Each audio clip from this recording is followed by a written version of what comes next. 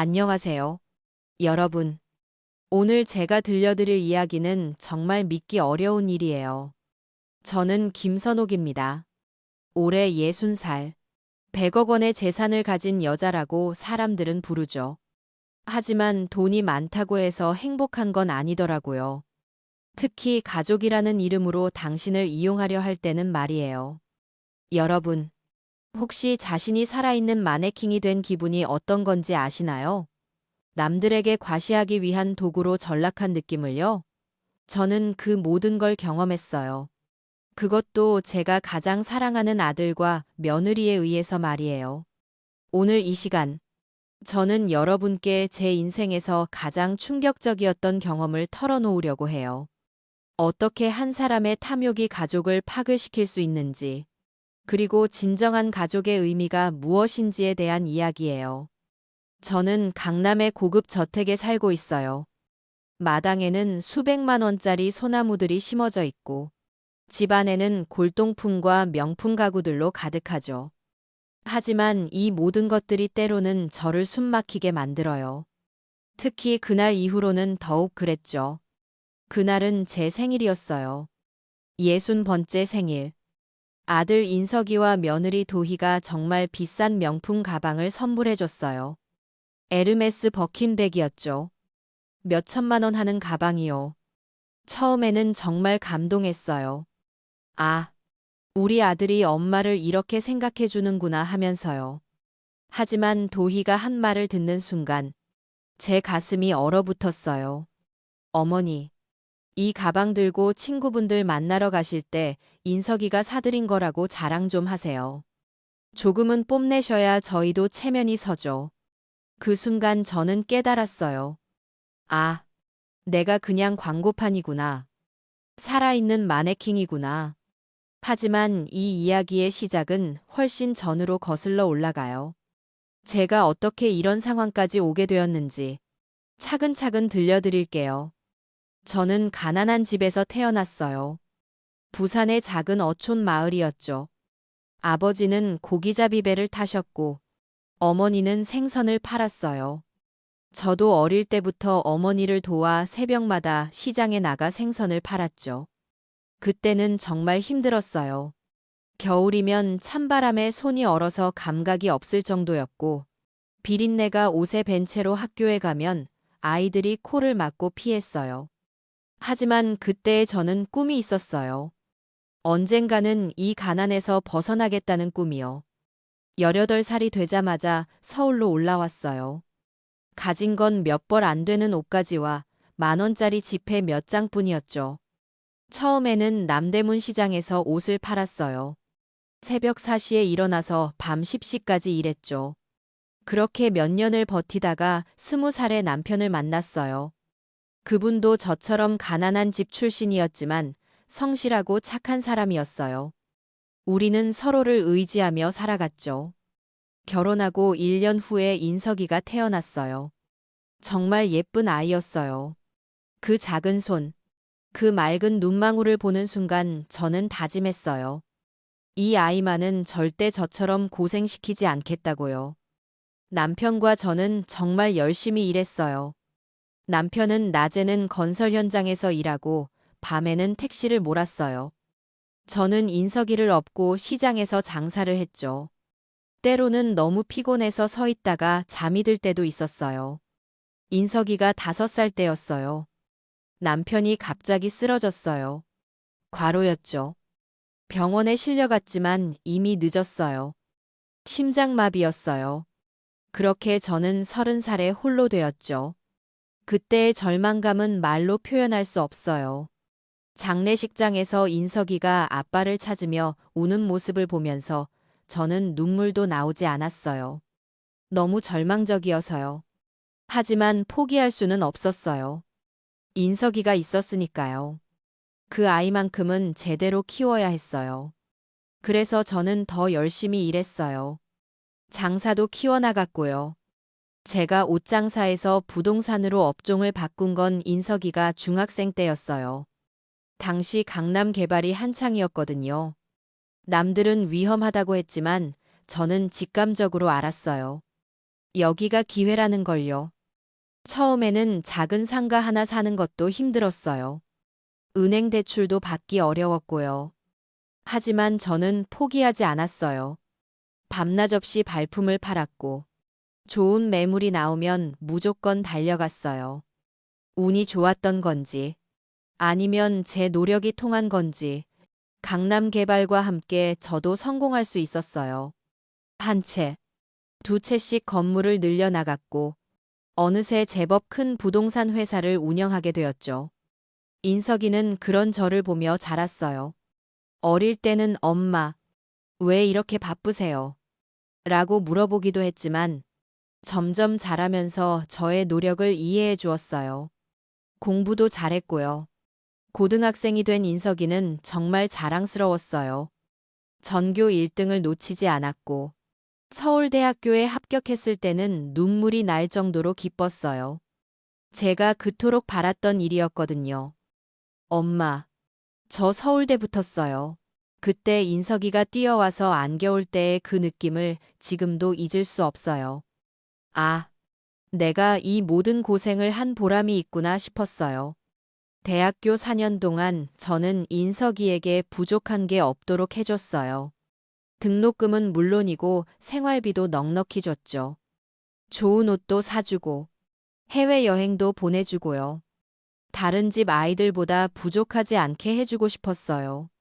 인석이도 기대에 부응해줬어요. 졸업과 동시에 대기업에 취직했고 저는 정말 뿌듯했어요. 아, 이제 내 아들이 진짜 성공한 사람이 되는구나 싶어서요. 그런 인석이가 28살에 결혼하겠다고 했을 때 저는 정말 기뻤어요. 드디어 우리 집에도 며느리가 오는구나. 이제 가족이 더 늘어나는구나 하면서요. 처음 도희를 만난 건 작년 봄이었어요. 인석이가 엄마, 소개하고 싶은 사람이 있어요. 라고 하면서 데려온 여자였죠. 첫인상은 나쁘지 않았어요.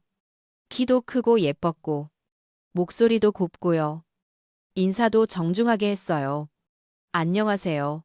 어머님. 고도희입니다. 인석 씨로부터 어머님 이야기를 많이 들었어요. 정말 뵙고 싶었습니다. 그렇게 공손하게 인사하는 모습을 보면서 저는 마음에 들었어요. 아, 우리 인석이가 좋은 사람을 만났구나 싶어서요.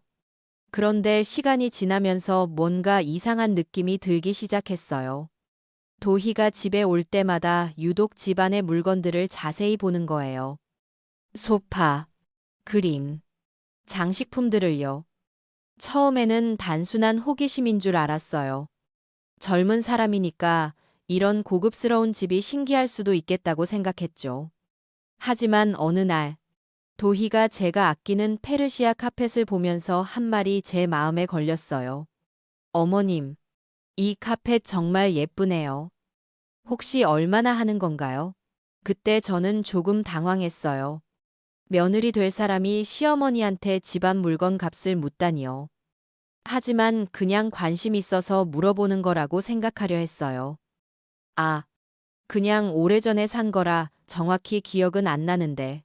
그런데 도희의 표정이 묘했어요. 아, 이 사람이 정말 궁금해하는 건 가격이구나 싶었어요. 그 후로도 비슷한 일들이 계속 있었어요.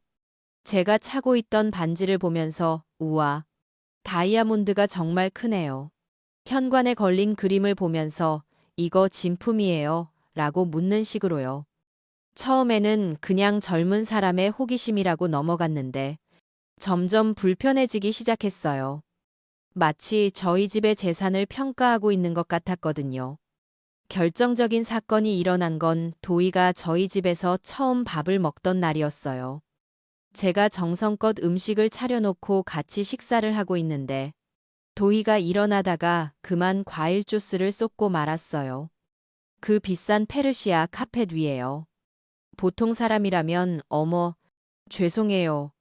하면서 자신이 다쳤는지부터 확인하지 않겠어요? 그런데 도희는 달랐어요.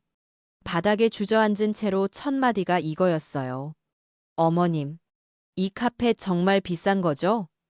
얼룩이 지면 어떡해요? 세탁해도 될까요? 그 순간 저는 소름이 돋았어요. 자신이 다쳤을 수도 있는 상황에서 제일 먼저 걱정하는 게 카펫 값이라니요. 괜찮다.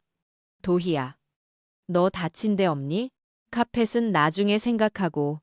하지만 도희는 계속 카펫만 바라보고 있었어요. 그리고 작은 목소리로 중얼거렸죠. 정말 비싸 보이는데 혹시 몇 천만 원 하는 거 아니에요? 그때부터 저는 확신했어요. 이 사람은 사람보다 물건을 먼저 생각하는구나. 그것도 돈으로요. 하지만 인석이는 전혀 눈치채지 못했어요. 아니, 눈치채려고 하지 않았을 수도 있어요. 사랑에 눈이 멀어 있었거든요. 엄마, 도희는 정말 좋은 사람이에요. 조심스러워하는 것도 엄마를 배려하는 마음에서 그런 거예요. 그렇게 인석이가 말할 때마다 저는 답답했어요. 하지만 뭐라고 할 수는 없었어요. 아들의 행복을 방해하고 싶지는 않았거든요. 결혼 준비가 시작되면서 도희의 본 모습이 더 드러나기 시작했어요. 예물부터 시작해서 신혼집, 가구까지 모든 것에 대해 엄청난 요구를 했어요. 어머님, 요즘 젊은 사람들은 다 이 정도는 해줘요. 저희만 초라하면 안 되잖아요. 다이아몬드 반지는 3캐럿 이상이어야 한다. 신혼집은 강남 신축 아파트로 해달라. 가구는 전부 수입품으로 맞춰달라. 처음에는 아들의 행복을 위해서라고 생각하며 들어줬어요. 하지만 점점 요구가 과해지면서 부담스러워지기 시작했어요. 그런데 더 놀라운 건 인석이의 반응이었어요. 엄마, 도희가 이상한 걸 요구하는 게 아니에요. 요즘 세상이 다 그래요. 엄마가 능력이 되시니까 우리도 남들만큼은 해야 하지 않을까요? 그 말을 들으면서 저는 가슴이 아팠어요. 언제부터 우리 인석이가 이렇게 물질적인 것만 생각하게 되었을까요? 하지만 그래도 참았어요. 아들이 결혼하면 철이 들겠지. 도희도 시간이 지나면 변하겠지 하면서요. 결혼식은 정말 화려했어요.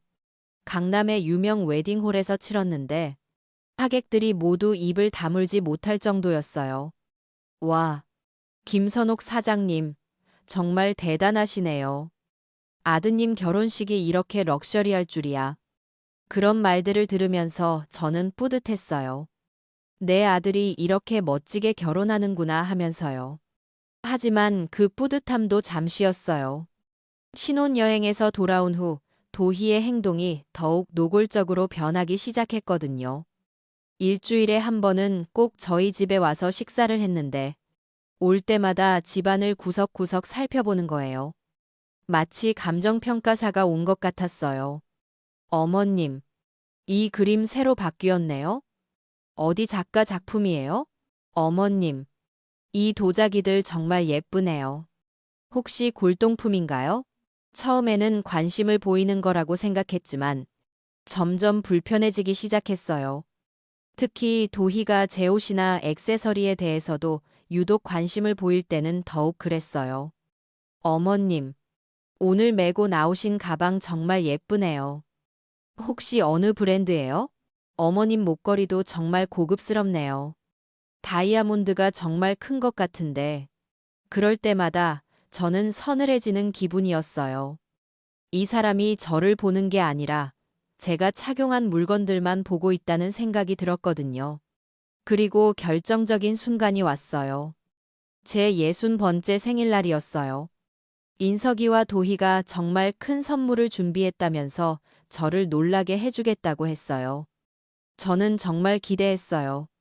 아, 우리 아들이 이렇게 엄마를 생각해 주는구나 하면서요. 그리고 그날 두 사람이 들고 온 것은 에르메스 버킨백이었어요. 그것도 정말 비싼 저고 몇 천만 원 하는 거요. 엄마, 생일 축하드려요. 인석이가 환하게 웃으며 가방을 건네줬을 때 저는 정말 감동했어요. 눈물이 날 정도로요. 고마워. 인석아. 정말 고마워. 그런데 도희가 한 말이 그 모든 감동을 한순간에 무너뜨렸어요. 어머님, 이 가방 정말 예쁘죠? 어머님이 메고 다니시면 정말 잘 어울릴 것 같아요. 그런데 어머님, 이 가방 들고 친구분들 만나실 때 인석 오빠가 사드린 거라고 조금 자랑해 주세요. 그래야 저희도 체면이 서죠. 그 순간 저는 얼어붙었어요. 아, 이 선물이 정말 저를 위한 게 아니구나. 저를 광고판으로 만들려는 거구나. 더 충격적인 건 인석이의 반응이었어요. 그래, 엄마. 비싼 거 받으셨으니까 자랑 좀 하세요.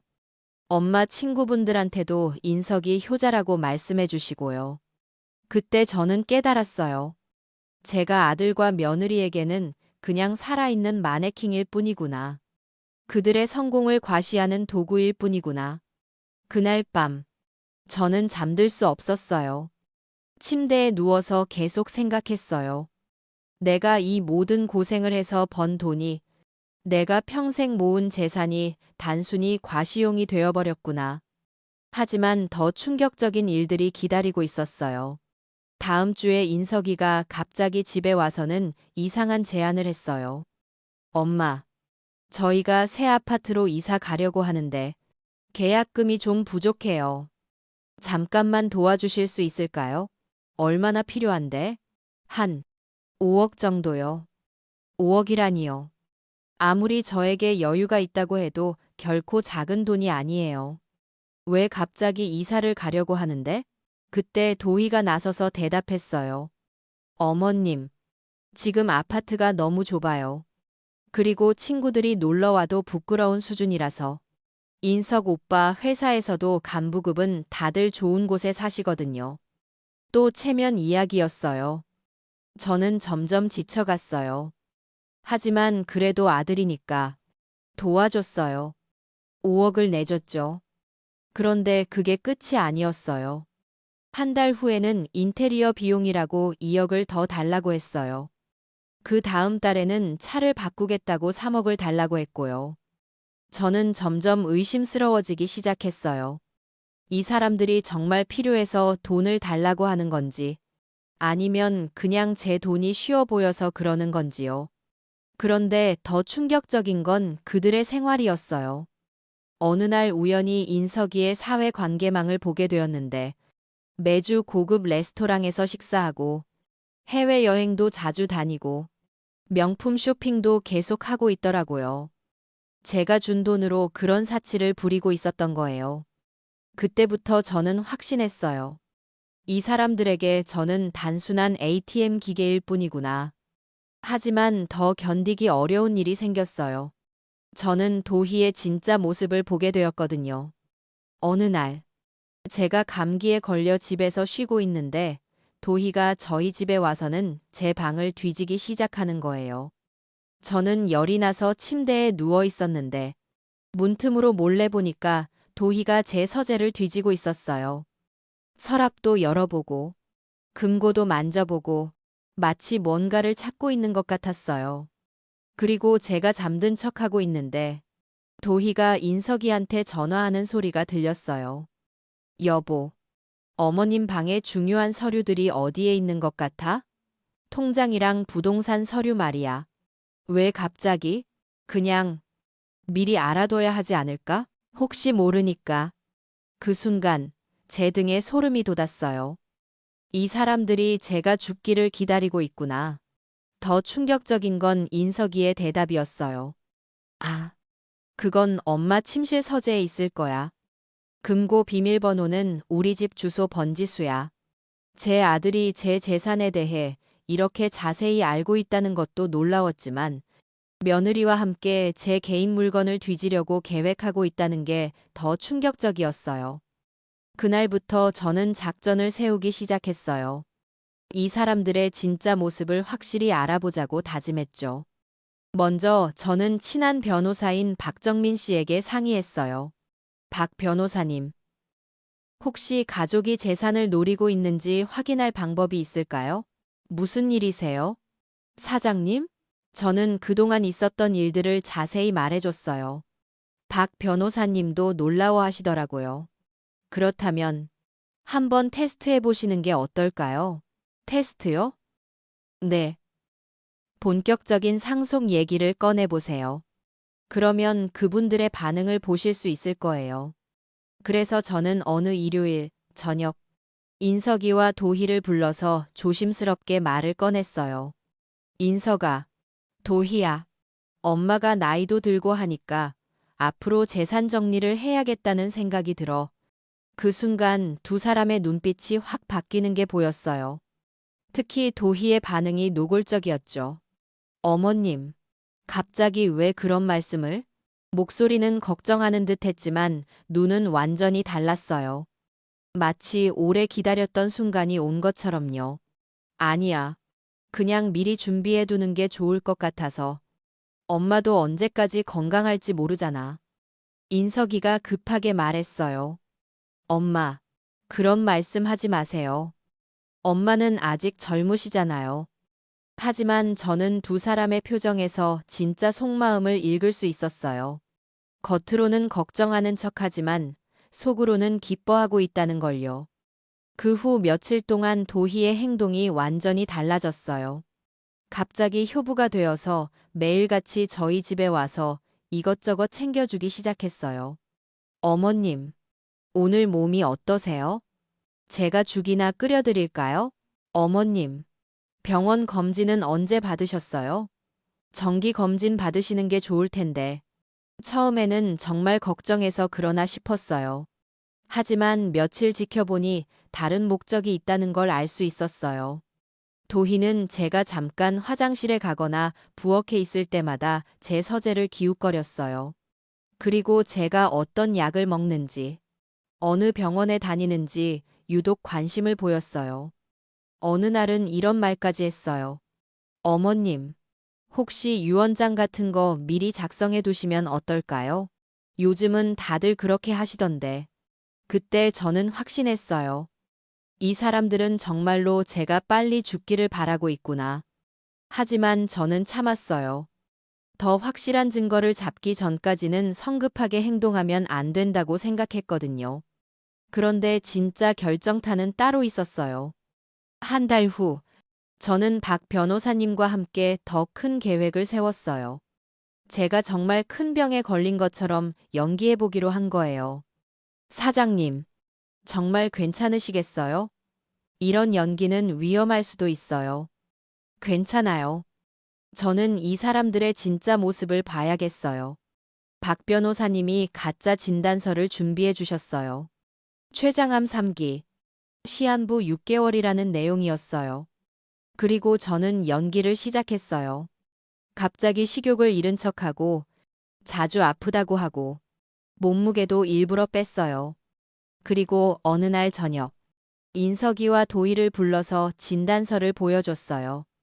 인석아, 엄마가 병원에 갔더니 제가 떨리는 목소리로 진단서를 내밀자 두 사람이 달려와서 받아봤어요. 인석이는 진짜로 울기 시작했어요. 엄마, 이게 뭐예요? 췌장암이라니. 어떻게 이런 일이. 하지만 도희의 반응은 달랐어요. 처음에는 놀라는 척했지만 곧 다른 질문을 하기 시작했어요. 어머님, 의사 선생님이 뭐라고 하셨어요? 치료는 가능하대요? 6개월 정도라고 하더라. 그 순간 도희의 눈에서 뭔가 번쩍이는 걸 봤어요. 슬픔이 아니라 다른 감정이었어요. 그날 밤부터 도희의 행동이 완전히 달라졌어요. 아예 저희 집으로 이사와서 저를 돌보겠다고 했어요. 어머님, 제가 어머님을 모시겠어요. 인석 오빠는 회사 다녀야 하니까 제가 24시간 옆에 있겠어요. 겉으로는 정말 효부 같았어요. 하지만 저는 알고 있었어요. 이 사람의 진짜 목적이 뭔지를요. 과연 제 예상대로였어요. 도희는 저를 돌보는 척하면서 제 개인 물건들을 하나씩 뒤지기 시작했어요. 제가 잠든 척하고 있으면 제 침실에 들어와서 서랍을 열어보고 옷장을 뒤지고 심지어는 제 핸드백까지 뒤졌어요. 어느 날 밤에는 제 서재에서 중요한 서류들을 찾고 있는 모습을 목격했어요. 부동산 등기부등본, 은행 통장, 주식 증서, 모든 걸 다 확인하고 있었어요. 그리고 가장 충격적이었던 건 도희가 인석이와 나눈 대화였어요. 제가 거실 소파에서 잠든 척하고 있는데 두 사람이 부엌에서 속삭이며 대화하는 소리가 들렸어요. 여보, 어머님 통장에 현금이 얼마나 있는 것 같아? 글쎄, 최소 50억은 될 것 같은데 부동산까지 합치면 100억도 넘을 거야. 와, 정말 많네. 그런데 혹시 어머님이 다른 데 기부하겠다고 하시면 어떡해? 그런 일은 없을 거야. 엄마는 나밖에 없으니까. 그래도 혹시 모르니까 조심해야지. 요즘 어머님이 자꾸 변호사 만나신다고 하시던데. 그 순간 저는 온몸에 소름이 돋았어요. 이 사람들은 정말로 제 돈만 생각하고 있었던 거예요. 더 견디기 어려운 건 그 다음에 들은 대화였어요. 그런데 여보, 어머님이 언제까지 버티실까? 의사가 6개월이라고 했으니까. 그 정도? 너무 길지 않을까? 이렇게 매일 간병하는 것도 피곤하고. 참아, 도희야. 조금만 더 참으면 돼. 그때 저는 정말 숨이 막힐 것 같았어요. 제 아들이 제가 빨리 죽기를 바라고 있다니요. 하지만 가장 충격적인 건 그 다음날 밤에 들은 도희의 전화 통화였어요. 제가 침실에서 자는 척하고 있는데 도희가 베란다에서 누군가와 통화하는 소리가 들렸어요. 언니, 나 진짜 미치겠어. 이 할머니가 언제까지 버틸지 모르겠어. 왜? 많이 아파? 아파 보이기는 한데 생각보다 오래 버티는 것 같아. 6개월이라고 했는데 벌써 2개월 지났거든. 그래도 돈 생각하면 참을 만하지 않아? 그렇긴 한데 정말 짜증나. 매일 죽이나 끓여주고 약 챙겨주고 진짜 가정부가 된 기분이야. 그 다음에 한 말이 정말 충격적이었어요. 그냥 빨리 죽었으면 좋겠어. 그러면 인석이랑 나랑 100억 받아서 호화롭게 살 텐데. 그 순간 저는 눈물이 쏟아질 뻔했어요. 하지만 참았어요. 아직 끝나지 않았다고 생각했거든요. 더 결정적인 순간은 그 다음 주에 왔어요. 제가 일부러 밤에 심하게 기침하고 아프다고 신음하는 연기를 했어요. 그러자 도희가 달려왔어요. 어머님, 괜찮으세요? 병원에 가실까요? 괜찮아. 그냥 조금 더 쉬면 될 것 같아. 그런데 도희가 갑자기 이상한 질문을 했어요. 어머님, 혹시 죄송한 말씀이지만 만약에 정말 위험한 상황이 오면 어머님 유언장이나 이런 거는 어디에 있어요? 미리 알아둬야 할 것 같아서. 왜 갑자기 그런 걸 물어보니? 아니에요. 그냥 만약을 위해서요. 은행 통장이나 부동산 서류 같은 것도요. 그때 저는 마지막 테스트를 해보기로 했어요. 아, 그런 건 다 내 침실 서랍맨 아래 칸에 넣어놨어. 비밀번호는 우리 집 주소야. 그리고 이틀 후 제가 외출한다고 하고 집을 나간 뒤 몰래 돌아와서 확인해봤어요. 과연 도희가 제 침실에 있었어요. 서랍을 모두 열어놓고 서류들을 뒤지고 있었죠. 제가 갑자기 나타나자 도희는 깜짝 놀라면서 변명했어요. 아, 어머님. 제가 어머님 약 찾다가. 하지만 저는 모든 걸 다 봤어요. 도희가 제 통장을 보고 있었고 부동산 서류도 펼쳐놓고 있었어요. 그때 저는 결심했어요. 이제 그만 끝내자고요. 박 변호사님과 상의해서 진짜 계획을 세웠어요. 이 사람들에게 마지막 교훈을 주기로 했죠. 먼저 저는 진짜 유언장을 새로 작성했어요. 물론 도희와 인석이가 기대하는 내용과는 완전히 달랐죠. 그리고 한 달 후, 저는 마지막 연기를 시작했어요. 갑자기 몸이 많이 안 좋아진 척했어요. 인석아, 엄마가 이제 정말 힘들 것 같다. 인석이는 진짜로 걱정했어요. 하지만 도희는 다른 생각을 하고 있다는 게 너무 뻔히 보였어요. 그리고 며칠 후, 저는 두 사람을 호텔 레스토랑으로 불렀어요. 마지막 식사를 함께 하고 싶다고 하면서요. 그날 두 사람은 정말 기대에 찬 표정으로 왔어요. 특히 도희는 평소보다 훨씬 화장을 진하게 하고 명품 옷을 입고 왔어요. 어머님, 오늘 왜 이렇게 좋은 곳에서 식사하자고 하셨어요? 그냥 너희랑 마지막으로 좋은 시간 보내고 싶어서. 그 마지막이라는 단어에 두 사람의 눈이 반짝였어요. 식사 중간에 박 변호사님이 나타났어요. 안녕하세요. 사장님. 그리고 인석 씨, 도희 씨. 박 변호사님도 오셨네요. 저는 떨리는 목소리로 말했어요. 인석아, 도희야. 엄마가 더 이상 버티기 힘들 것 같아서 유언장을 공개하려고 해. 두 사람이 숨을 멈췄어요. 특히 도희는 입술을 꽉 깨물며 흥분을 감추려고 애쓰고 있었어요. 박 변호사님이 유언장을 꺼내서 읽기 시작했어요. 고 김선옥의 유언장을 발표하겠습니다. 첫째, 강남구 소재 부동산 3건과 회사 지분 전체는 이정민 상무에게. 그 순간 도희의 얼굴이 새파랗게 변했어요. 뭐라고요? 둘째, 현금 50억 원은 김선옥 장학재단 설립을 위해. 잠깐만요. 이게 무슨 소리예요? 도희가 일어나서 소리쳤어요. 레스토랑의 다른 손님들이 모두 쳐다볼 정도로요. 셋째, 아들 김인석과 며느리 고도희에게는 법정 상속분에 따라 강원도 소재 토지 1건을. 이런 미친 일이 어디 있어요? 어머님, 이게 뭐예요? 장난이에요? 인석이도 당황해서 일어났어요. 엄마, 이게 무슨 일이에요? 왜 갑자기?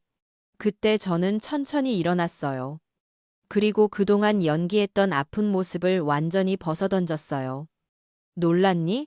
두 사람이 저를 바라보는 눈이 완전히 바뀌었어요. 어, 어머님? 저는 핸드폰을 꺼내서 녹음 파일을 재생했어요. 도희가 친구와 통화한 내용이었죠. 그냥 빨리 죽었으면 좋겠어. 그러면 인석이랑 나랑 100억 받아서 호화롭게 살 텐데. 레스토랑이 조용해졌어요. 도희의 얼굴이 완전히 하얘졌어요. 이건 더 들어볼까? 다음 녹음은 인석이와 도희가 나눈 대화였어요. 너무 길지 않을까? 이렇게 매일 간병하는 것도 피곤하고. 인석이가 자리에 주저앉았어요. 엄마, 이건. 저는 차분하게 말했어요. 나는 죽지 않았다. 단지 너희들이 어떤 사람인지 알고 싶었을 뿐이야. 도희가 갑자기 발끈했어요. 이게 뭐예요? 사기잖아요. 거짓 진단서까지 만들어서. 사기? 내가 언제 너희에게 재산을 물려주겠다고 약속했니? 나는 단지 죽은 척만 했을 뿐이야. 그때 다른 손님들도 우리 쪽을 쳐다보기 시작했어요. 도희는 더 이상 참지 못하고 소리쳤어요. 이게 말이 돼요? 어머님. 저희는 어머님을 정말 사랑하고. 사랑? 저는 쓴 웃음을 지었어요. 사랑하는 사람이 언제 죽을지 계산하고 유산이 얼마나 될지 계산하니? 사랑하는 사람의 서랍을 몰래 뒤지고 통장을 훔쳐보니 인석이가 무릎을 꿇었어요. 엄마, 미안해요. 정말 미안해요. 다시 기회를 주세요. 하지만 저는 이미 결정을 내린 후였어요. 인석아, 너는 내 아들이지만 이제 더 이상 내 가족이 아니야. 진짜 가족이라면 서로를 사랑하고 아껴야 하는 거지. 서로의 죽음을 기다리는 게 아니야. 도희가 마지막까지 악을 썼어요. 그럼 그동안 저희가 어머님을 돌본 건 뭐예요? 보상도 없이? 보상? 저는 다시 한번 녹음을 틀었어요. 매일 죽이나 끓여주고, 약 챙겨주고, 진짜 가정부가 된 기분이야. 이게 너의 진심이었구나. 보상을 바라고 한 일이었어. 그때 이정민 상무가 들어왔어요. 제가 미리 부른 거였어요. 사장님, 늦어서 죄송합니다. 아니야. 정민아, 마침 잘 왔어. 저는 인석이와 도희에게 말했어요. 이정민이를 소개할게. 우리 회사에서 10년째 일하고 있고 나를 친어머니처럼 모셔온 사람이야. 진짜 효자지. 이정민은 정말 착한 사람이에요. 제가 아플 때마다 병원에 데려다 주고, 명절 때마다 안부를 묻고, 진심으로 저를 걱정해 주는 사람이죠. 앞으로 이정민이가 내 회사를 이어받을 거야. 그리고 50억 원으로 만든 장학재단은 가난한 아이들을 돕는 데 쓰일 거고, 도희가 마지막으로 소리쳤어요. 이건 법적으로 문제가 있어요. 법정 상속분이 있다고요. 물론이지. 그래서 너희에게도 법정 상속분은 줄 거야. 강원도 산골 땅 한 평에 몇만 원짜리로 말이야. 그리고 저는 보안 요원들을 불렀어요. 이 두 사람을 내보내주세요. 인석이가 마지막까지 매달렸어요. 엄마, 정말 미안해요. 다시 한 번만 기회를 주세요. 하지만 저는 고개를 돌렸어요. 더 이상 볼 필요가 없었거든요. 도희는 끌려나가면서도 소리쳤어요. 이런 식으로 끝낼 거예요? 복수할 거예요. 하지만 저는 담담했어요. 모든 게 끝났다는 안도감이 더 컸어요. 그 후 몇 달이 지났어요. 인석이와 도희는 그동안 제 돈으로 사치스럽게 살았던 게 문제가 되어서 빚에 허덕이게 되었어요. 신용카드 빚, 대출 빚, 모든 게 눈덩이처럼 불어났죠. 가끔 인석이가 전화를 걸어서 도와달라고 하지만 저는 받지 않아요. 이미 끝난 관계니까요. 대신 저는 이정민이와 새로운 가족을 만들어가고 있어요. 혈연으로 이어진 가족은 아니지만 진심으로 서로를 아끼는 진짜 가족이에요.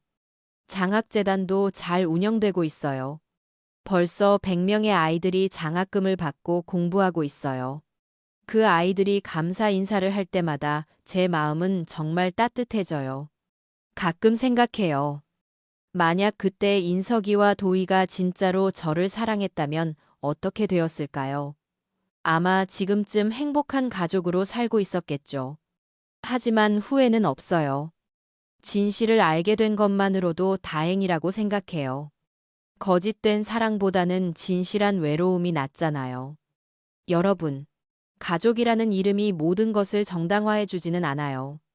진짜 가족은 서로를 이용하지 않아요. 서로의 약점을 노리지도 않고요. 돈이 많다고 해서 행복한 건 아니에요. 하지만 돈이 있으면 사람의 진짜 모습을 볼 수 있어요. 어떤 사람들은 돈 앞에서 본성이 드러나거든요. 저는 이제 진짜 행복해요. 비록 혈연으로 이어진 가족은 잃었지만 마음으로 이어진 가족을 얻었으니까요. 그리고 제가 번 돈이 정말 의미 있는 곳에 쓰이고 있다는 것도 큰 보람이에요. 가난한 아이들이 공부할 수 있도록 돕는 일. 이보다 더 가치 있는 일이 어디 있을까요? 여러분도 혹시 가족 관계에서 힘들어하고 계신다면 용기를 내세요. 때로는 거리를 두는 것이 서로에게 도움이 될 수도 있어요. 그리고 진짜 사랑이 무엇인지 생각해 보세요. 진짜 사랑은 서로를 이용하는 게 아니라 서로를 아끼는 거예요. 돈이 아니라 마음으로 하는 거고요. 제 이야기가 여러분에게 작은 교훈이 되었으면 좋겠어요. 돈보다 소중한 게 사람이고, 이용하는 관계보다 진심 어린 관계가 더 가치 있다는 것을요. 지금 저는 매일 감사한 마음으로 살고 있어요. 이정민이와 함께 회사도 키워나가고, 장학재단도 운영하고, 정말 의미 있는 일들을 하면서요. 가끔 인석이와 도희가 어떻게 살고 있는지 궁금할 때도 있어요. 하지만 그들이 선택한 길이니까 책임져야죠. 여러분, 기억하세요. 가장 큰 재산은 돈이 아니라 진심으로 사랑하고 사랑받을 수 있는 사람들이에요. 그런 사람들이 곁에 있다면 설령 돈이 없어도 행복할 수 있어요. 반대로 아무리 돈이 많아도 진심으로 사랑해주는 사람이 없다면 정말 외로울 거예요. 저는 이제 진짜 부자가 된 기분이에요. 돈도 있고, 진심으로 사랑해주는 사람들도 있고, 의미 있는 일도 하고 있으니까요. 여러분도 진짜 부자가 되시길 바라요. 돈만 많은 부자가 아니라 사랑도 많고 의미도 있는 진정한 부자로요. 오늘 제 이야기를 들어주셔서 고맙습니다. 여러분 모두 행복하세요.